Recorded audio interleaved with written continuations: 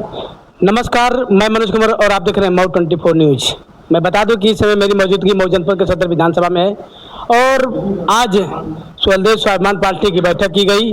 तो मैं सर से जानना चाहूँगा, सर हमारे चैनल में आपका स्वागत है। धन्यवाद।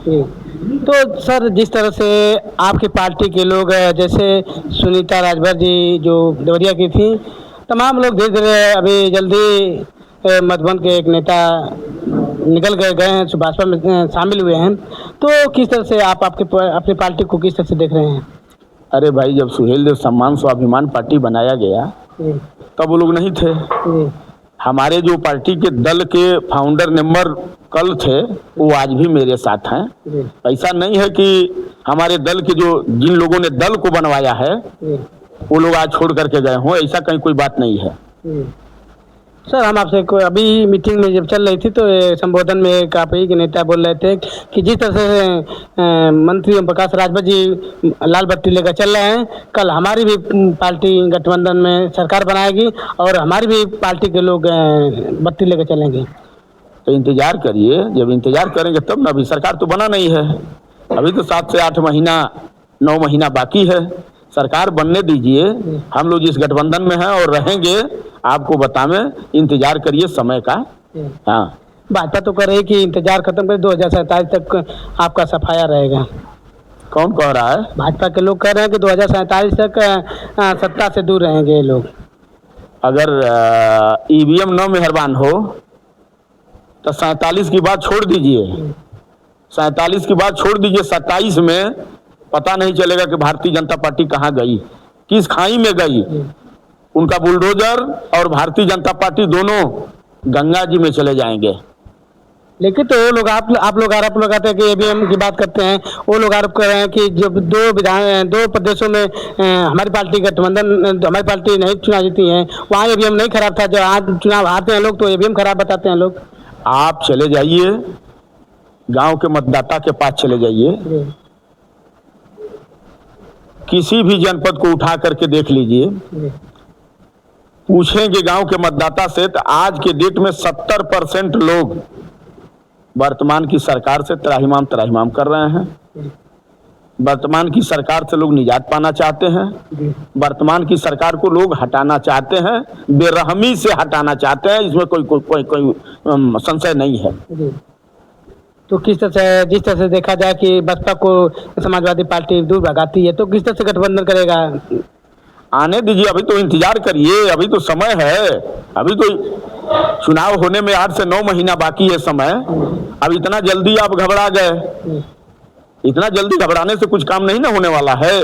समय आने दीजिए, इंतजार थोड़ी करिए।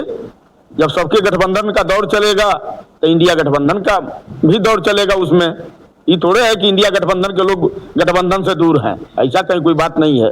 भाजपा के नेता बोल रहे हैं कि ये लोग इंडिया गठबंधन झूठ बोल रहे हैं। लोग देखा जाए तो पश्चिम बंगाल में ममता बनर्जी अकेले चुनाव लड़ी थी और बिहार में भी ये लोग मिलकर नहीं चुनाव लड़े थे, तो कैसे कह दिया जाए कि इंडिया गठबंधन नहीं? ये आपको पते नहीं है। बंगाल में ममता बनर्जी जी जरूर अकेले चुनाव लड़ी थी, लेकिन आप पता लगाइए कितने पूरे प्रदेश के, पूरे देश के कितने नेता जा करके समर्थन में वहां कार्यक्रम लोग किए थे। ये आप नहीं देखे का? हर चैनलों पर, हर प्रेसों में ये खबर आ रहा था। ऐसा नहीं है कि अकेले कोई चुनाव लड़ रहा हो, ऐसी कोई बात नहीं है।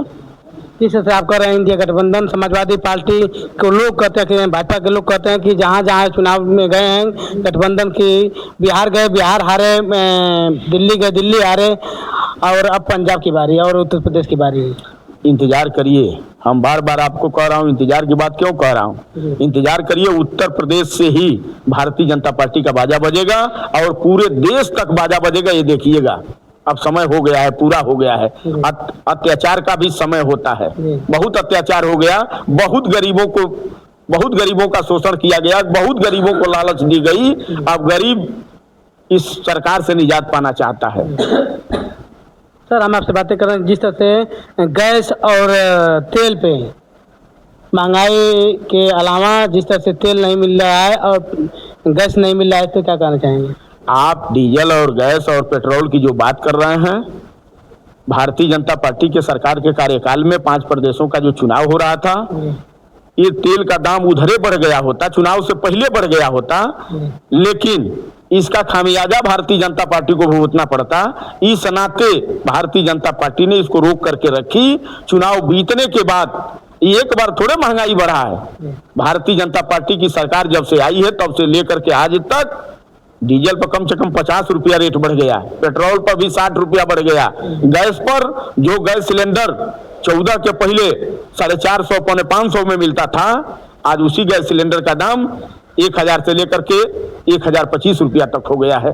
माने दिन दुगना रात चौगुना।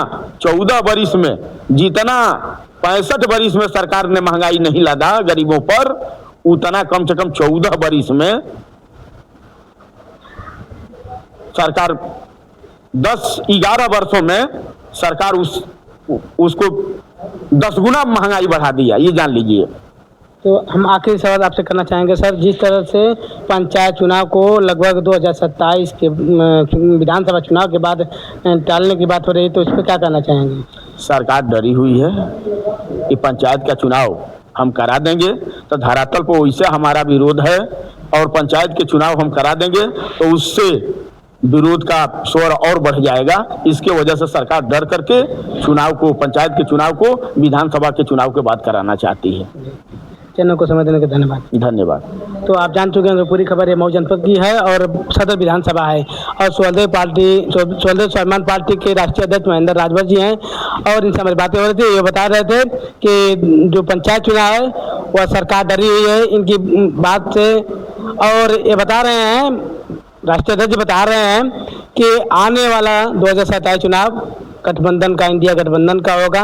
तो इनकी बातों से कितना सहमत है? अन्य खबरों के लिए मऊ 24 न्यूज और फेसबुक और मनोज के पत्रकार पर सारी खबर पा सकते हैं। तब तक के लिए धन्यवाद।